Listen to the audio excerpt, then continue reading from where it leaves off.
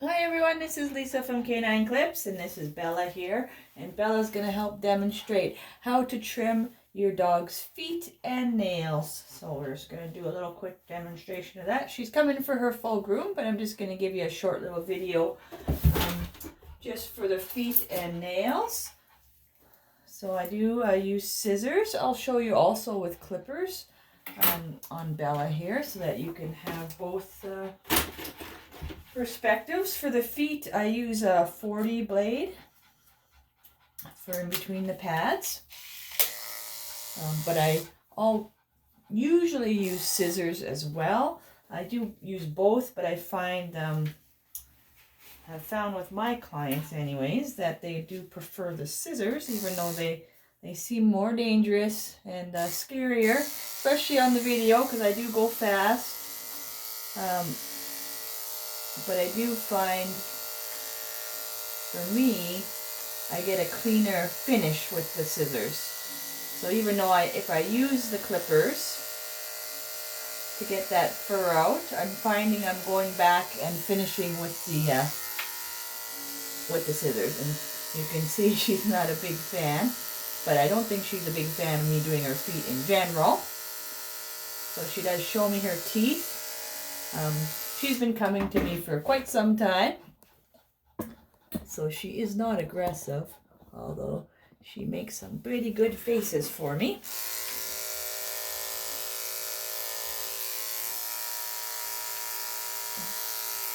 And if she does, I do put her collar, or I put a cone on her just to keep me safe, because if she does lunge at the clippers or scissors, that's not very safe for her. Okay, so I'm kind of using my thumb here to keep her. It gives me a little bit of a warning so that if she does push against my thumb, I got a warning that she's coming for the clippers or my hand over here. So my little defense system.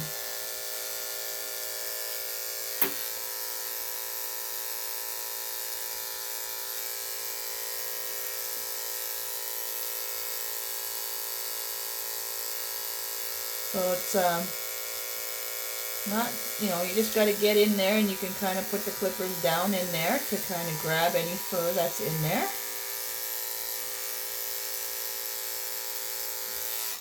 Alright, so I've gotten all I can with the clippers. Thumbs up. So to get the fur between these toes here, I do use my scissors, and I do have them, the tips dulled out, so they aren't pokey at all. They still look very pokey though, and I get lots of comments on that. And I know they're long, but grooming for 16 years, I have used a whole bunch of different types of scissors. And these are the ones that I have found to be most comfortable for me to handle and work the best for me. So this is why I continue to use these ones. I've used these same scissors probably for about 8 years. So for the first 8 years, I was trying to figure out what worked best for me in my quest to be a better dog groomer. And this is what won the race, I guess. So when I go through the feet now, I just kind of clip between the toes and go straight up. I'm not going to go too much down like this or on an angle. I'm more going straight up and down because we are going to keep Bella longer. She's getting a longer haircut today. So I don't want to trim the feet too short, otherwise she'll have like a little kind of like poodle feet look, which we don't want. So that's why I'm just going up from the toes. Yes, I know. Oh, you're okay. You're just being silly.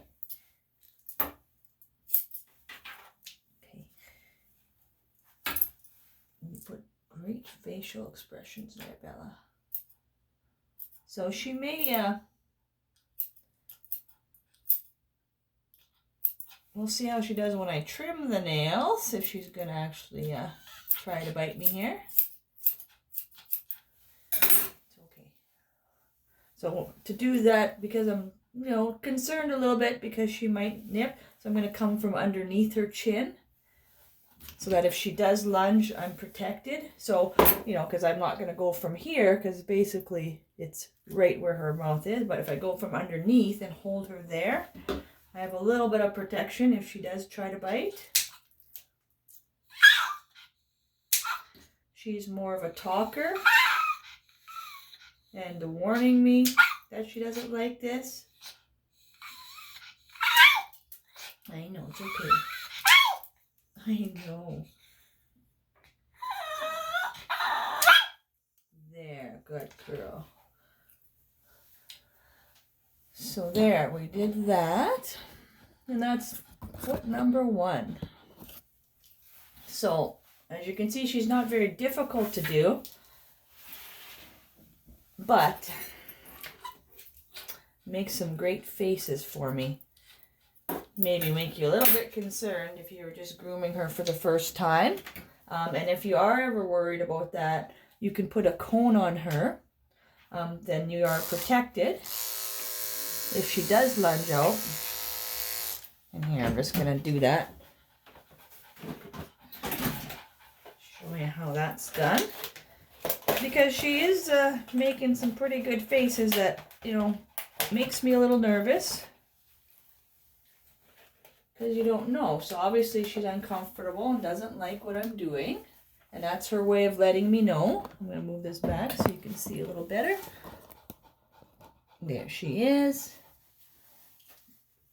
And I'm going to continue with the foot. And I'm going to continue on this side with the clipper. There, I'm just going to angle you a little better, hopefully. There you go. Make Bella the center of attention rather than my forehead. So with all my videos that I do on this channel, I do not use any restraints. And I work with all types of dogs, including aggressive dogs, puppies that don't stay as nice as Bella here, and some senior dogs that kind of like to run the table, or run around the table, I guess. And I have found, like, people suggest that maybe I use a restraint because then the dog would stay still because they're so resistant, and that would hold them still. But if you have seen some groomers, and there are some on there that do use some restraints, and the dog is moving around, and that's good. If that's how they choose to groom, that's fine. But you can see that the dog does not stay still. If they do not like their feet being done, by putting something around their neck will not make them stay still. If a dog is good, they will stay still, whether they have a restraint on or not. I've just chosen to work with the dogs without any restraints and figure out on my own holding techniques that work for me so that I don't have to put anything around their neck. But each groomer has their own techniques. But if a dog is going to stay nice for you, they're going to stay nice for you whether you have something around their neck or not. And if they're ones that jump around and are resistant to their feet being touched, they're going to do that same thing when you have something around their neck. So I just think that's a little dangerous, and unfortunately had some clients that have experienced some very negative things from their dogs being restrained like that. And so I've never ever used restraints, just because I never wanted to use them on my dog when I first started out, and I've never thought the need to do it on anyone else's dog, because I want to treat every dog that I groom as if they are my own. Hey. Oh, you're fine. Thank you for the serenation. Alright, so I'm going to do the other half with just scissors to show you the difference.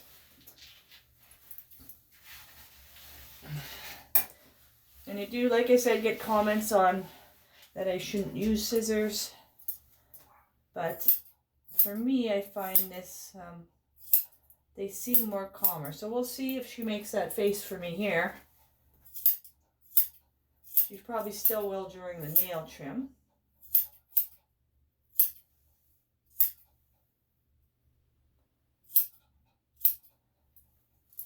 So right now I'm just laying the scissors on the pads.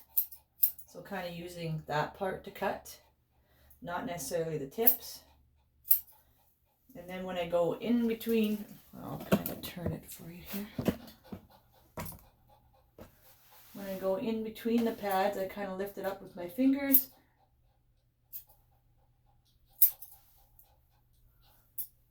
Good girl.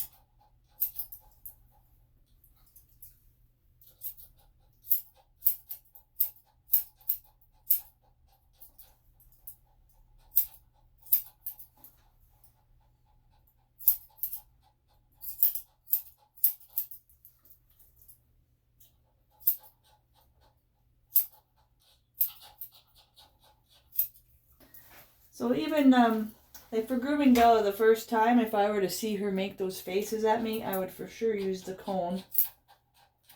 But even just for peace of mind, even though I've groomed her several times and she's never bitten me, that doesn't mean that this next time might not be the first time. So she doesn't like me going between her toes. She didn't mind me going in between her pads. Just not a big fan between the toes. So that it may be because her nails are a little bit longer and her feet are sore. But just gives me peace of mind that I don't have to worry about getting bitten either. Oh, you're fine, baby.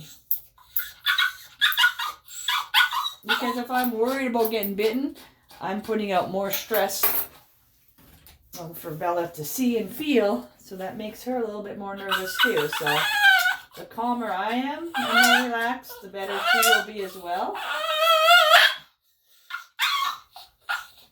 Yes, yes. She's very vocal, this girl. So I did get one of her nails, so I'm going to put some stick dip powder on that. Where is it here? There you go. And it's not uncommon for the nails to bleed. Cutting the nails. Because that quick is what the part that bleeds. It grows with the nails. So if your dog's nails are a little bit overgrown, that quick also grows. And then when you cut the nails, that quick recedes, but it doesn't grow as fast as the nails. So if you're looking to get the nails of your dog to have more healthier length, you have to kind of trim those nails a little bit more frequently to get that quick receded. And then once you get to the healthy length, it'll just, you'll be able to cut the nails. Yes, yes. Oh, I think she's done with me doing her feet. So she does like to sing, so there you go, get a little serenation. Some dogs like to be very vocal.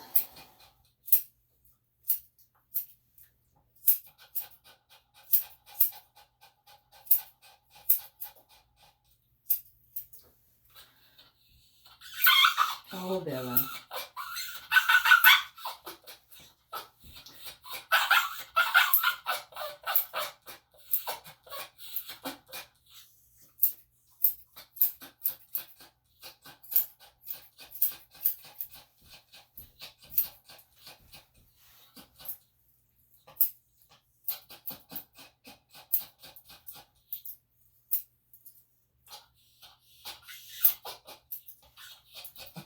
Alright, so I'm just going to kind of round this up.